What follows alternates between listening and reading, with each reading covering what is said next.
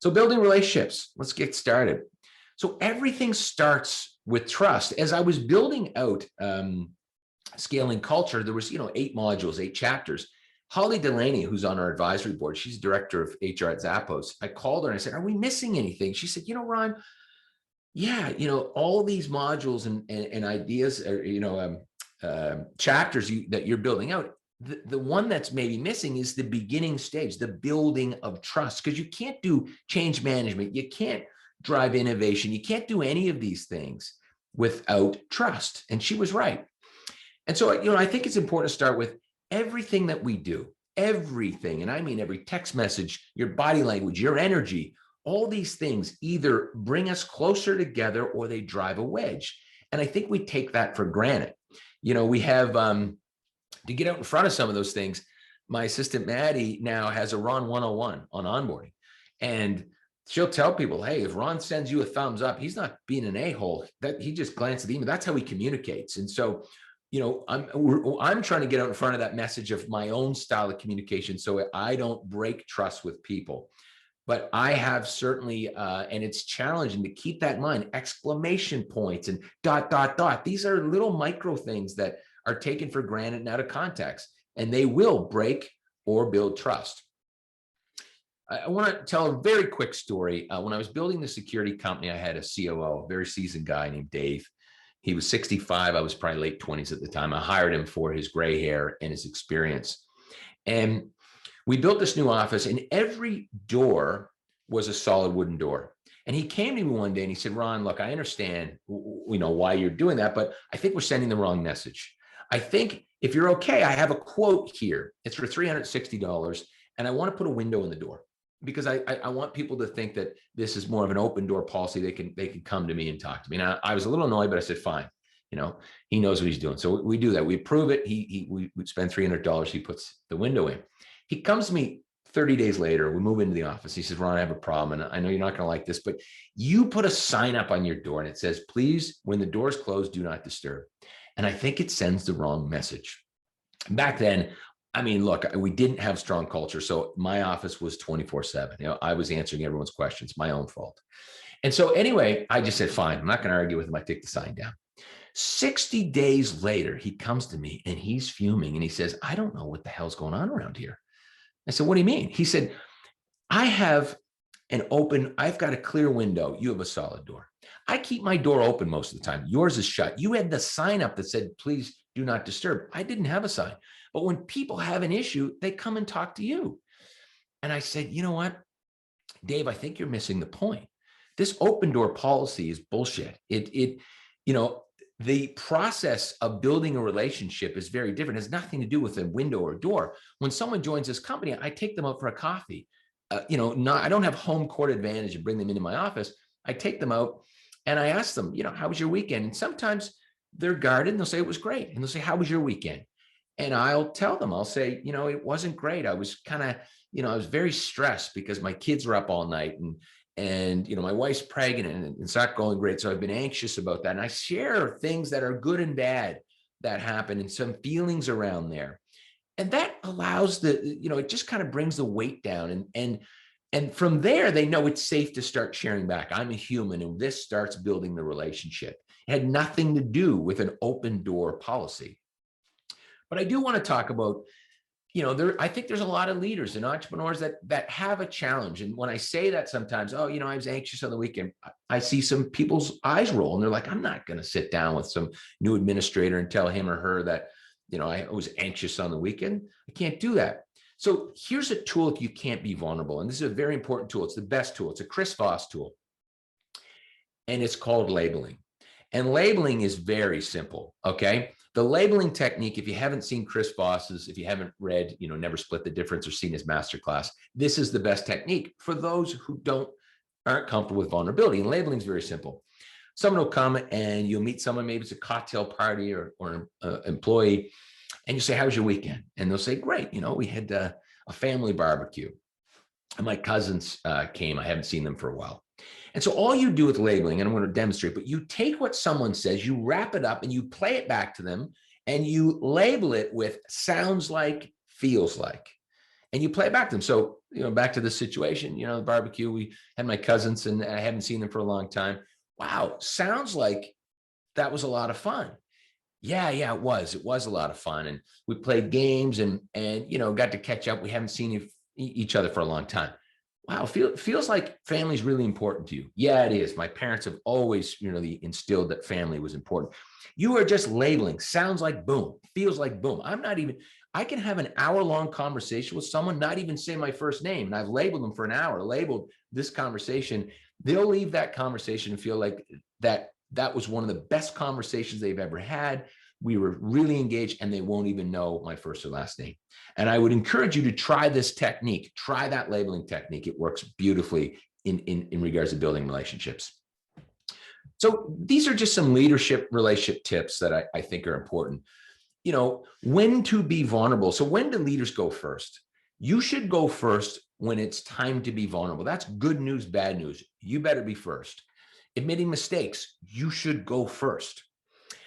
We had a lot of people know John DeJulius, that name through the EO kind of ecosystem. We had John on a Scaling Culture podcast, and he said one thing that I loved.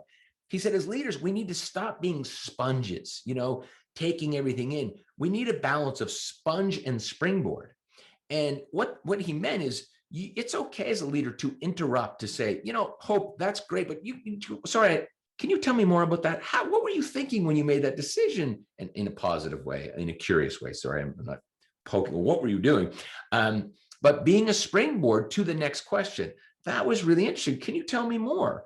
A springboard allows you to be curious, and you're allowed to interrupt by being curious. And let's not forget to do that. Don't always be the sponge. When we go last, I just think this is important. If you're collaborating with your team, you should go last, like literally go last. If you're getting feedback or opinions, go last.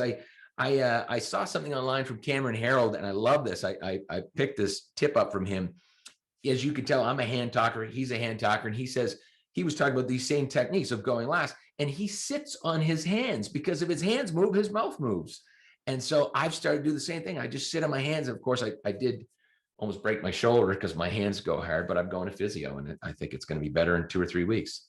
Otherwise, I'll sue myself. I don't know if that even makes sense. But go last for opinions or feedback. Visualize yourself being in the back of the classroom, that you have to raise your hand. Go last. This is great. This has not only helped at work, it's helped with my relationship with my wife. Don't rescue. We always do this. We're so guilty as entrepreneurs. We are problem solvers. That's why we're in business. And so we run to solve problems really quickly. If you can employ this technique, you will win every conversation. So when someone comes to you, and again, it doesn't matter if this is your partner, your spouse, a colleague at work, stop them before they start. This will save you. And ask these 4 questions. And Hope, I just see on my screen, so I'm going to keep picking on you. So look, Hope, before we get started, I just want to be clear so I can add value.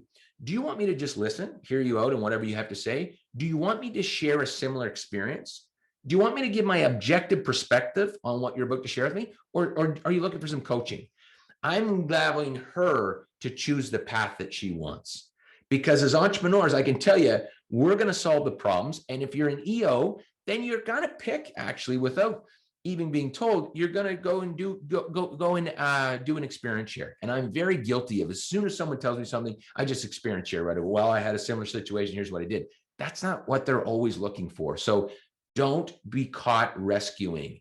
Ask people what lane they're looking for. This has really changed everything. And my wife, much happier with me based on this. Mostly it's just listen, just shut up. When trust is broken, this is interesting. We know the foundation is I'm sorry. I screwed up. I'm sorry. As a leader, you have to jump on the sword. But to rebuild trust is through delivering on a new commitment. So it can't just be I'm sorry. It's I'm sorry I was late for that meeting. Next time I'm committing to be 5 minutes early, and now I'm going to show up. And that's on the other side too. I think as employees break trust with you, you need to push them for the new commitment. What are they committing to? Because without that, they're not going to gain your trust back, and they may not know this technique. So I would encourage you to ask them, what is the new commitment? Just a couple other quick tips before our breakout here. So don't confuse authenticity with a-hole. I feel bad. Hopefully my mother doesn't see this because we argue all the time. My mom says, hey, you don't like it. That's who I am. That's who I am. If you don't like me, then it's your problem. And I say, yeah, but mom, if the majority of feedback from people around you is that this interaction, you know, isn't providing value, it's actually providing some type of detraction and a negative response, then it's you.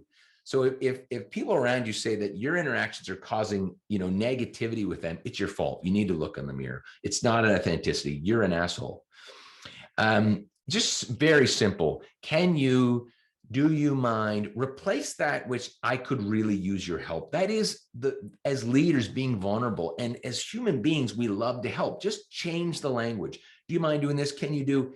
I would really love your help with this. Could you help me? It's being vulnerable, and people lean in when you ask for help, especially as leaders when we ask for help. The mindset of interested versus interesting. I'm dyslexic. And this is a mindset, this took me a long time, but just the interested mindset is curious. Interesting is talking at people, right? And as leaders, we should always be interested. That's back to that springboard strategy. And that's very important. This came up in a podcast today, and I loved it. This was, as far as it does come back to relationships, but when we're bringing on staff to our business, we need to be looking at things as success path versus career path. And what does that mean? It means you better get to know someone. And so if Hope joined one of my companies, the old path was, okay, you start here, then you're a regional manager, then you're a vice president, you're executive vice president. That I think is starting to go away. New individuals that are joining our companies are looking for success path. And so that might be, hey, Hope, what are your hopes and dreams? Well, I've always wanted to live in Sweden. Well, we have an office in Sweden. Let's put you over there because that would be success for you. I've always wanted to get involved in environmental projects, and I see you guys have a nonprofit on the side doing that. I want to be involved. That's success to her or him. And we need to start thinking in respects to what is success versus career path. So quick additional tips. Set aside time in your calendar to build relationships at all levels. Really put an hour away that you're just like, I'm just going to pick up the phone. I'm going to Zoom bomb someone and check on them.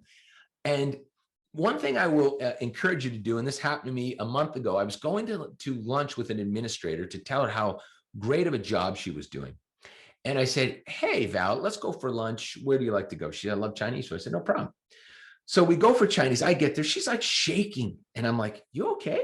And she says, yeah, I'm pretty sure you're going to fire me. And I'm like, oh my God. And I thought, this is a mistake. I need to own this, right? I spooked her. I should have told her, I would like to take you to lunch to have a discussion about how great of a job you're doing. She would have came in pumped. She didn't sleep for 2 days and probably threw up 10 times. It's not fair. My fault. Zoom tips, just very quickly. As far as building relationships, show people around, show them you have a whiteboard. Why do I have a whiteboard in my home? Give them a tour, ask them questions. Oh, I see the book in the, hey, Hope, I see a thing in the, looks like a map. I can't really see the screen small. What's that for? What's your favorite country? Like, get the conversation started.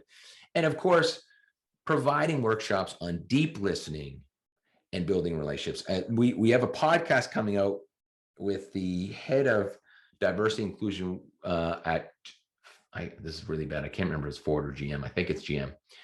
And I couldn't believe the workshops they put on for their leaders on listening. They go into groups and they're not allowed to talk. They can only ask questions. That's all they're allowed to do. And they've been very intentional about building listening into leaders. It's a skill that we all take for granted. So this is going to be our breakout. This is the last piece that I want to share. This is a 3-pronged approach to go into any tough conversation with. It might be a great or tough conversation. So I don't go into any conversation. This was shared by a coach of mine, Mara, in Halifax a few years ago, and it's changed the game. It's up there with triaging what lane someone wants to go to when they come to me with something. And I'm still working on these things. But before I go into a meeting, I do 3 things. What is my intention of the meeting? What really is my intention? And I want to go back to intention for a second. what are the desired outcomes? What am I trying to achieve here? And then how, most importantly, how do I want this person to experience me, right? I'm a fast talking, pound the table entrepreneur. That's not exactly how I want someone to experience me. I want them to experience me as a great listener, compassionate, caring, supportive. If they were to leave that conversation, if Hope said, if someone said to Hope, how was your conversation with Ron Lovett? That's how I would want her to reference me. The intention's very interesting because let's go through a situation here. We've got a salesperson. They're not hitting their targets. They aren't doing their client follow-ups, and they aren't updating their CRM. Okay. The intention is very important because I always say you need to start with the intention, but you better draw the other side. The intention better be for them. And in this case, my intention in this conversation starts with, look, the intention of this conversation is that I can support you to be the best salesperson you can be, better than I've ever been in my life. And that's my intention. If I start with that type of intention, with their best interest in mind, I get a green light to talk about the outcomes. Well, let's talk about you filling out your CRM and how do we help you do that? And your follow-up, how can I help you do that? I mean, I need to, now go through these outcomes, and there's going to be some accountability there. And then of course, the experience side. This has changed all my conversations. And I have a running list, whether it's a top investor meeting, client meeting, whatever it is. Even if I have to take a pee break and at the urinal go through this on my phone, I do it. I don't go into a tough conversation without going through this because I know that I'll just make it 5, 10, 20% better by doing this.